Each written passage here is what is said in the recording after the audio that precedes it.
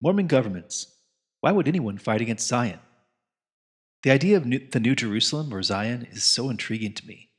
It seems almost mythic the way it's been portrayed in the LDS sphere, a city of gold, set on a hill, full of jewel encrusted mansions. But when I strip away the myth and imagine what it could actually be like in this mortal world we live in right now, Zion starts to take on a different look. Let me explain. From all of my reading and pondering on the Book of Mormon, I believe the two things most important to Christ, the two greatest gifts he gives us besides resurrection, the things he most wants us to give to each other, are freedom and love. Freedom and love. Freedom from control and oppression and domination and coercion, and love to overcome selfishness and isolation and competition and pride. To me, these two things are the basis for every true commandment from Christ. Every commandment he personally gave in the Book of Mormon has to do with whether or not we are giving freedom and love to our fellow human beings. The problem is, we live in a world where powerful institutions and states act to strip freedom and love away from us. This can be seen on a small scale, such as when an overbearing HOA demands expensive dues and then fines homeowners for putting up the wrong kind of Christmas lights. And it can be seen on a large scale, such as when a government uses the implied threat of the police power to tax its citizens, while at the same time whittling away the people's freedoms, like their freedom of speech, freedom to travel, or even freedom over their own bodily autonomy. As I was contemplating such institutions and how they fight against freedom and love, I had the idea to make the following visual, so here it is. I took a look at how different types of governments perform on a continuum of love and freedom. From black, the low freedom and low love zone, to red, the freedom without love zone, to blue, love without freedom zone, to green, freedom and love. I want to look at each one in turn. So first, let's start with the black zone, which contains governments and organizations that are low on both freedom and love. They seek to control the masses while extracting their resources without caring too much about the well-being of the people. Extreme examples of this include dictators, most kings, aristocracies, which mean rule by the elites, what the US and most Western governments have morphed into, oligarchies, and modern communist states. In other words, most governments on Earth today fit into this black zone category, although some are closer to the outer edges than others. How about number 2? If I move up on the freedom scale, while staying low on the brotherly love scale, I come to anarchy, the red zone. Anarchy is what happens when people are freed from domination and control, but don't have much genuine care or concern for their fellow human beings. This is where I think the so-called political right would lean if the US ever were to break out the black zone. Number 3, on the opposite side, is the blue zone, where governments and institutions are high on love, but also high on control. A benevolent king, such as King Benjamin or King Nephi, would probably fit here, as would the judges during the time of Alma the Younger. They run all governance and maintain control over the people, but they also try to genuinely serve them instead of oppressing them. And this is ideally where the so-called political left would probably lean, if the US were ever to break out of the black zone. So these two zones, the red and the blue, to me seem much better than the black zone. But they are not yet truly good places to live because they each still miss a key component. They are both half-truths. The reds miss love, and the blues miss freedom. None of them have truly grasped what it would be like to live in a state founded on both. And I think at times in my life that I have looked at both the red and the blue zones as being the ideal ways to live. For a long time, I believed that God's kingdom, heaven, was a blue-type place, where we are surrounded by love, but have to give up all of our free will to God. We trade our freedom for His love. And I think that's the standard belief of most Christianity today, except for the LDS theology. I see them placed at a 0 on the freedom scale and caught between justice and love on the love scale, so more closer to the black. But I think the blue zone goes against the heart of what the Book of Mormon says about Christ, that He is a liberator, not a monarch, a savior, not a king. He does not operate on control.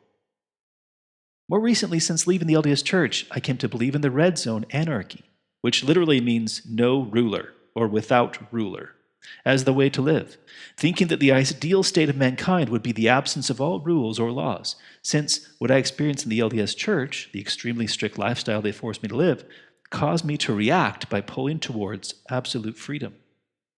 But the problem is having complete freedom without a foundational expectation of love would, at worst, run the risk of creating chaos, and at best would end up in each person becoming a kind of micro-king over their own house and land.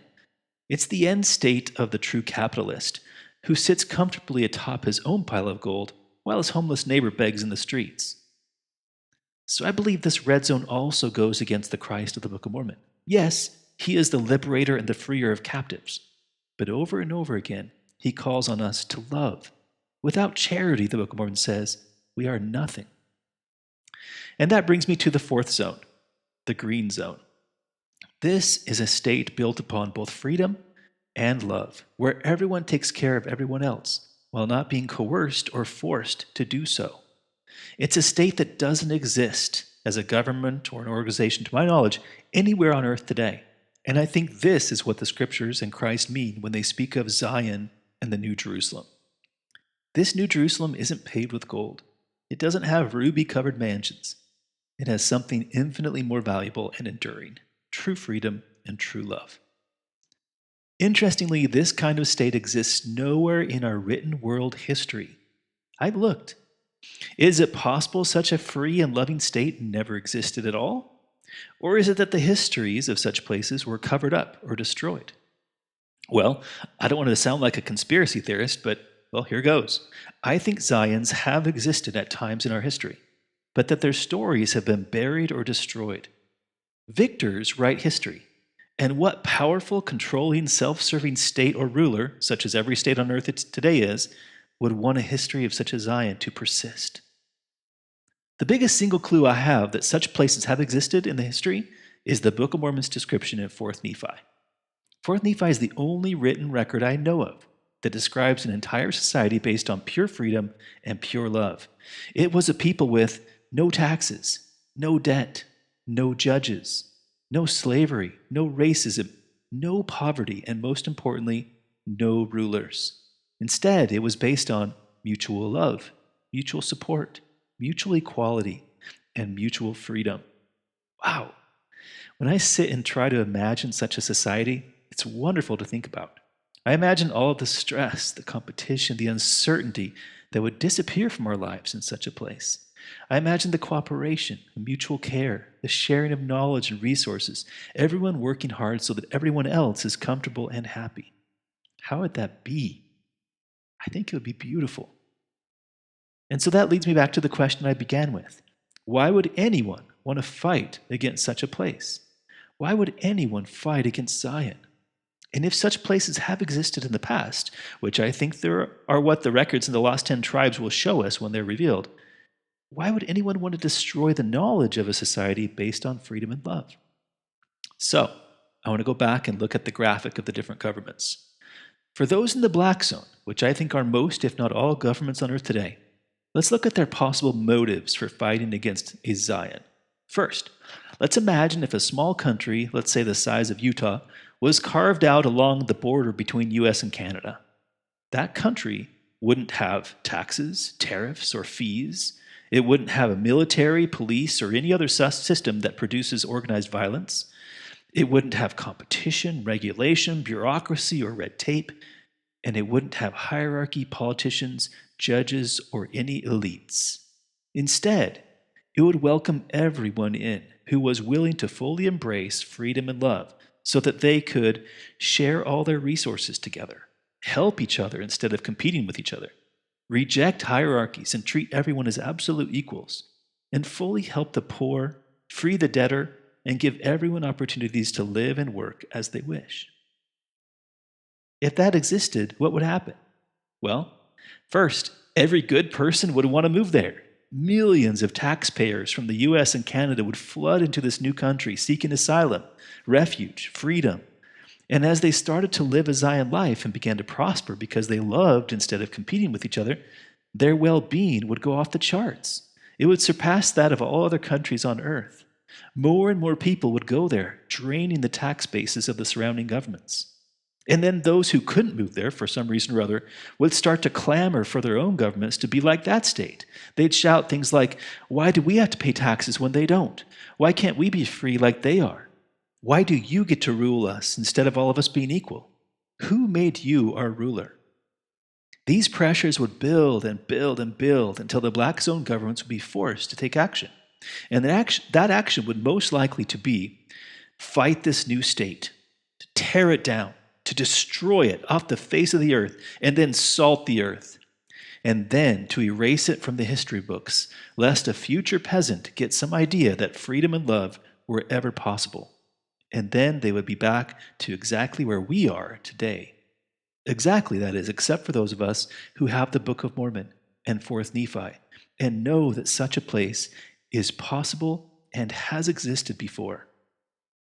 I believe that this is exactly what happened at the end of 4th Nephi. There began to be people who sought control, power, riches, pride. They wanted to govern, not to be equal. They wanted to plunder the taxes and tithing of others, not to work to contribute.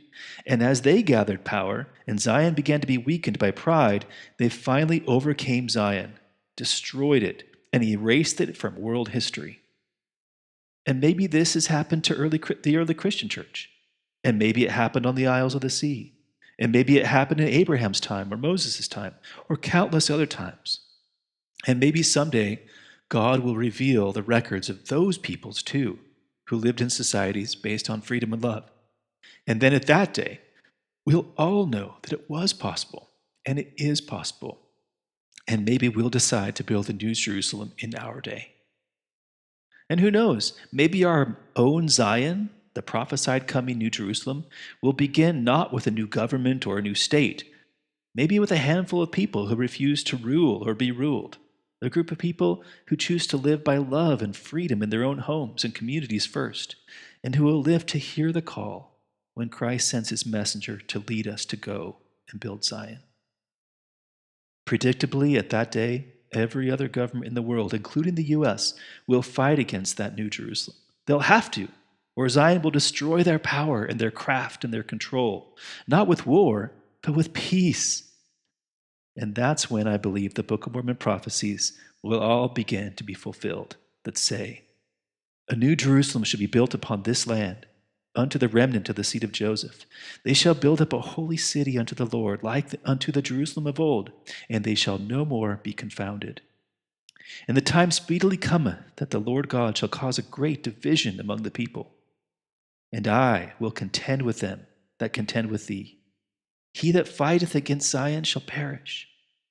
And he will spare his people, yea, even if it so be that he must destroy the wicked by fire. For shall the prey be taken from the mighty, and the lawful captive delivered? But thus saith the Lord, even the captives of the mighty shall be taken away, and the prey of the terrible shall be delivered. For the mighty God shall deliver his covenant people. Zion, the New Jerusalem, it won't need an army. It won't need a ruler. It won't need an aristocracy or a hierarchy or taxes or tithing, because it will have the one thing that no organization on earth today has. It will have Jesus Christ, mighty to save, humble to liberate, and full of love. There will be interesting times ahead, I'm sure, and I hope I live to see the day that this new Jerusalem is created. I hope I can be there, helping to build it, and learning to live in freedom and love with people like you.